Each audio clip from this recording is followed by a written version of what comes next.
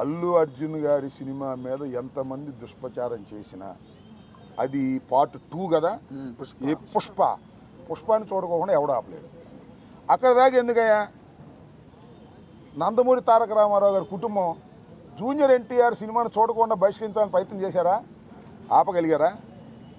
అట్లాగే ఇప్పుడు ఆయన పేరేంటి అల్లు అర్జున్ గారి సినిమాని ఆపాలని ప్రయత్నం చేస్తే ప్రజలు చూడరు. బాగున్న సినిమా ఏదైనా చూస్తారు.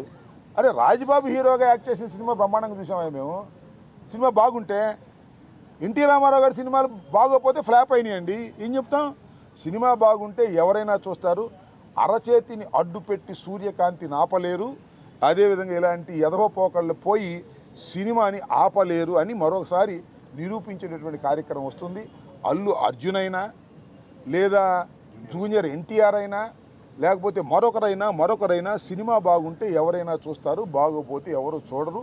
నాకు తెలిసి అందరూ ఉవ్విళ్ళూరుతున్నారు. పుష్ప 2 చూద్దాం, దానిలో ఎంత బ్రహ్మాండంగా ఉంటుందని అందరూ ఎదురు చూస్తున్నారు. నేను కూడా ఎదురు చూస్తున్నా. మరీ థియేటర్లోకి వెళ్ళి చూడాలంటే ఇబ్బందిని నేను కూడా పుష్ప 2 ఎలా ఉంటుందో చూడాలని నాకు బాగా కోరికగా ఉంది. ఎందుకంటే చాలా అద్భుతంగా పార్ట్ 1 అద్భుతంగా ఉంది కదా, హాలీవుడ్ స్టైల్లో ఉంది కదా, అందరినీ తలదన్నే విధంగా వెళ్ళాడు కదా అల్లు అర్జును. అందువల్ల బాగా జలసిగా ఉంది కొంతమందికి.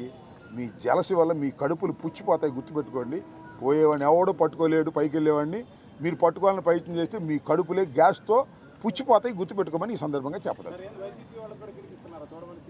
ఏంటి నేను సినిమా చూడమని నువ్వు చూడు, నాకు రాదు, టికెట్ ఇస్తాను నీకు, అందరు చూడలేను. కానీ నాకెందుకు సినిమా ప్రచారం? అడిగారు కాబట్టి చెప్పాను. నేను సినిమా జోలికి వెళ్తానా? అడిగారు కాబట్టి చెబుతాం. అప్పుడెప్పుడో బ్రో సినిమా గురించి వెళ్ళాము, దానిలో నాది కూడా పెట్టారు కాబట్టి. నేను అనేది ఏంటంటే మీరు అడిగారు కాబట్టి కాస్త చెప్పాలి కాబట్టి, మీకు చెప్పకపోతే బాగోదు కాబట్టి కొన్ని ఏమో చెప్పము, కొన్ని ఏమో చెబుతాం. మనకు నచ్చింది చెబుతాం, మనసుకు నచ్చని నో కామెంట్ అని వెళ్ళిపోతాం.